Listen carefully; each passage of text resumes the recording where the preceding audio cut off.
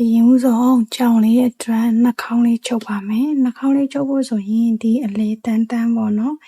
ခေါင်းရဲ့ row 1 row 2 row 3 row 4 1 2 3 4ဒီရဲ့အလေးတက်မှာမှတ်ကလေးမှတ်လိုက်ပါမယ်ပြီးပြီဆိုရင်တော့သူ့ရဲ့ဘေးကနေပြီးတော့မင်းတို့ကနှာခေါင်းလေးစချုပ်ပါမယ်ဒီမှာပါအလေးတက်တဲ့ row 1 2 3 4သူ့ရဲ့ဘေးကနေမှစပြီးတော့မှချုပ်ပါမယ်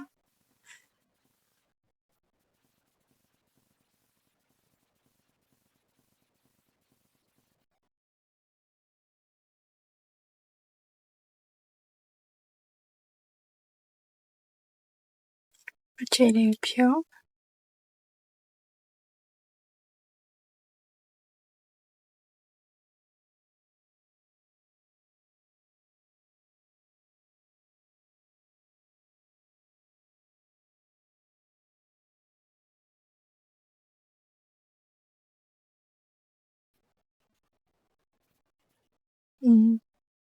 ဒါဆိုရင်နှာခေါင်းလေးရပါပြီ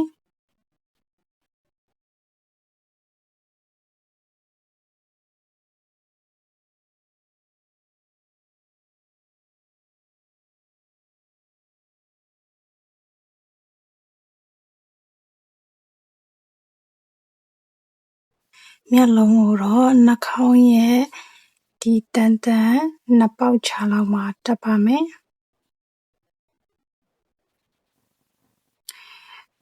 တစ်ပေါက်နှစ်ပေါက်ချမှာတက်ပါမယ်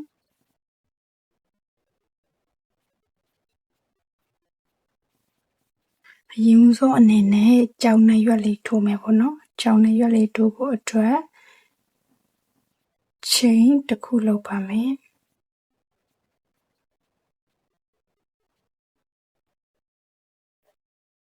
chain တစ်ခုထိုးပြီးရင်နောက်ထပ် chain နှစ်တန်းတက်မယ်ပေါ့နော်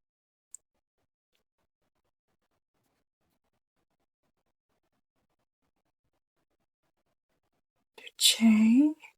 နှစ် chain ပြီးပြီဆိုရင်တိုင်းလက်တစ်ခါထိုးမယ်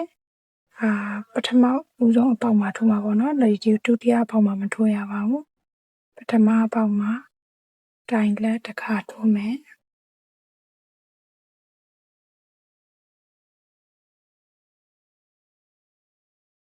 ပြီးရင်တိုင်းရှည်တစ်ခါထိုးမယ်တစ်ပေါက်ထဲမှာပဲထိုးရမှာနော်ပြီးရင် chain တစ်ခုတက်မယ်နောက်ထပ်တိုင်းရှည်တစ်ခါထိုးမယ်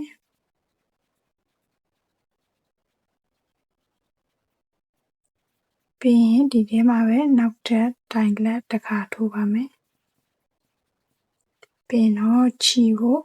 လက်ရွက်ချုပ်မှာဖြစ်လို့ရှည်ရှည်လေးဖြစ်ပါမယ်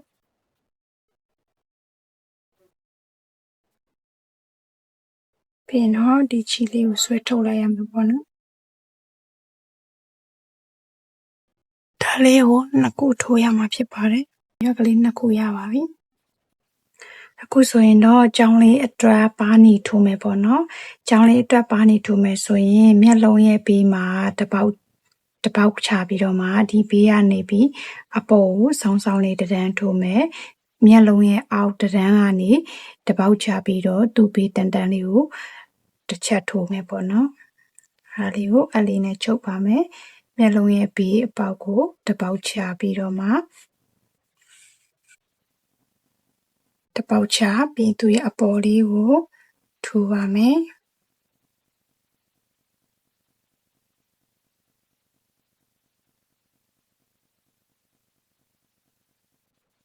ဒီလိုမျိုးလေးရမှာပေါ့နော်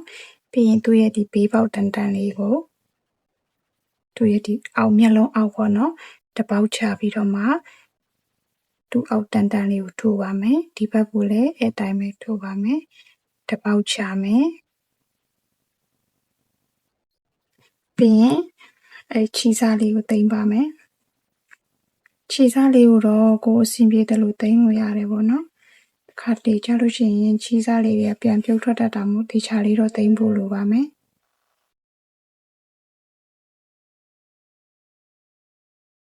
အခု ပါးနီလေးထိုးပြီးပြီဆိုရင်ကြောင်ရဲ့နှစ်ရွက်ကလေးထိုးမယ်ပေါ့နော်အခုကြောင်နှစ်ရွက်လေးထိုးမယ်ကြောင်နှစ်ရွက်လေးကိုဒီရဲ့အပေါ်ပေါ့နော်အပေါ်မှာဆိုလို့ရှိရင်တစ်တန်းနှစ်တန်းချပြီးတော့ဒီအပေါ်ကနေရေးမယ်ဆိုရင်1 2 3 3ပေါင်းမြောက်မှာထားရမှာပါနှစ်ဖက်လုံးကိုညီမညီတေချာလေးချိန်ပြီးမှထိုးပါမယ်ဆိုရင်စာပြီးမှချုပ်မယ်ပေါ့နော်ဒီအောက်ဘက်မှာဆိုလို့ရှိရင်သူနဲ့၄တန်းချမှာပေါ့နော်1 2 3 4 4တန်းချတဲ့နေရာစထိုးပါမယ်အပေါ်မှာဆိုရင်တော့သူနဲ့တစ်တန်းနှစ်တန်းပဲချမှာပါနော်ဆိုတော့1 2 3 4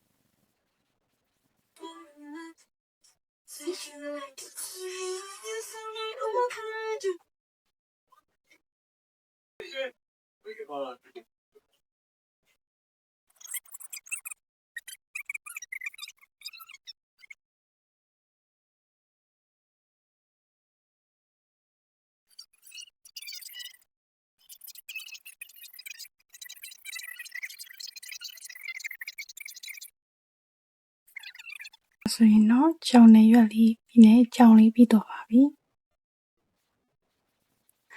အခုကြောင်လေးကိုဘဲပွင့်လေးချိပေးပါမယ်